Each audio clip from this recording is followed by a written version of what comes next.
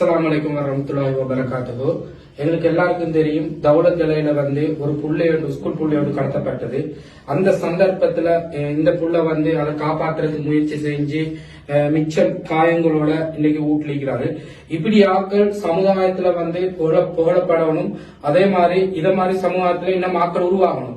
அந்த அடிப்படையில நாங்க அக்குர்நலிங் வந்திரோம். இவருக்காக குரூப்ல நாங்க போட்டிருந்தோம். இவருக்காக சின்ன ஒரு ஹெல்ப் பண்ண சொல்லி அந்த அடிப்படையில எங்களுடைய ரிபாஸ்ல தம்பி நஸ்ரி ஜப்பான் அக்குர்ன பத்ரி மாலாயராங்கிட்ட அவர் ஜப்பான்ல இருந்து உடனே கோல் அடிச்சு அவரான ஒரு சின்ன ஒரு அமௌண்ட் எங்களுக்கு தந்தாரு. பெஸ்டா நாங்க இதை தொடக்கி வைக்கிறோம். இன்ஷா அல்லாஹ் நீங்க எல்லாரும் இவரை பார்த்து இவருக்காக இன்னும் நாங்க என்னென்னாலும் செய்ய இருந்துச்சுன்னா சமுதாயத்துக்காக இவருக்காக கட்டாயம் செய்யணும். ஓகே,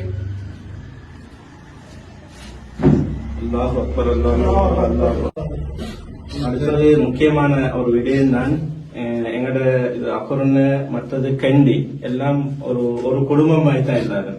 மாஷா அல்லாஹ் ஒரு சிறப்பான ஒரு விஷயம் உண்டு.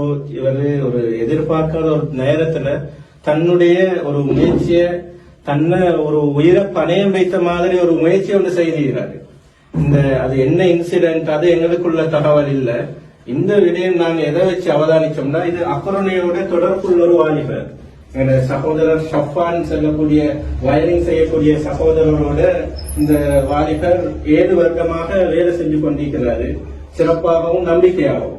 இந்த அமைப்புல எங்க சகோதரர் ஷூட்டினானா எங்க ஜனீவா மீடியாவை சேர்ந்த எங்க பிரஸ் ரியாஸ் சகோதரர் ரியாஸ் நானா இவருடைய இந்த தைரியம் இத ஒரு ஊக்குவிக்கிற நோக்கத்துலதான் இந்த அன்பளிப்பு சுமார் 50,000 ரூபாயுடைய ஒரு அன்பளிப்பை சகோதரர் பத்ரியின் மஹல்லாவை சேர்ந்த அக்குரனை நஸ்ரி அவர்கள் ஜப்பானிலிருந்து உடனடியாக ஒரு வார்த்தை சொன்ன உடனே දවලකර ඔගලන්ට දන්නවා මාදීන් සමහර මාදීන් ගියා පෙර ගැනීම ඉස්කෝල 9 එක්කෙනෙක් ඇවිල්ලා පෙර ගැනීම එනකොට මේ මල්ලි තමයි උත්සාහ කරලා කොමාරි බේරන්න බැලුවා. ඒක බේරන්න බැරි වුණා. එතකොට ඇත්තටම අපි අකුලෙන් ඉඳලා ආවේ අපිට ඇත්තටම ප්‍රදේශ අදාළ නැහැ. ජාතියක් අදාළ නැහැ. සාමාන්‍යයෙන් ලංකාවේ එන කවුරුනොත් මේ වගේ මිනිස්සුන්ට මොටිවේෂන් කරන එක තමයි අපේ යුතුයකම. ඒක තමයි අපි අකුලෙන් ඉඳලා ඇවිල්ලා අපේ ජපාන් රටේ ඉන්න එකන ඇවිල්ලා 50,000 සල්ලි මුදලක් දුන්නා අපේ චූටි මාතියට.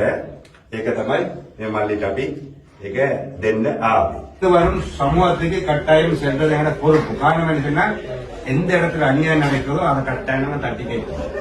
இந்த மாதிரி கூட கொஞ்சம் அந்த நடந்த இன்சிடென்ட்டை கொஞ்சம் விவரமா தெரியும்.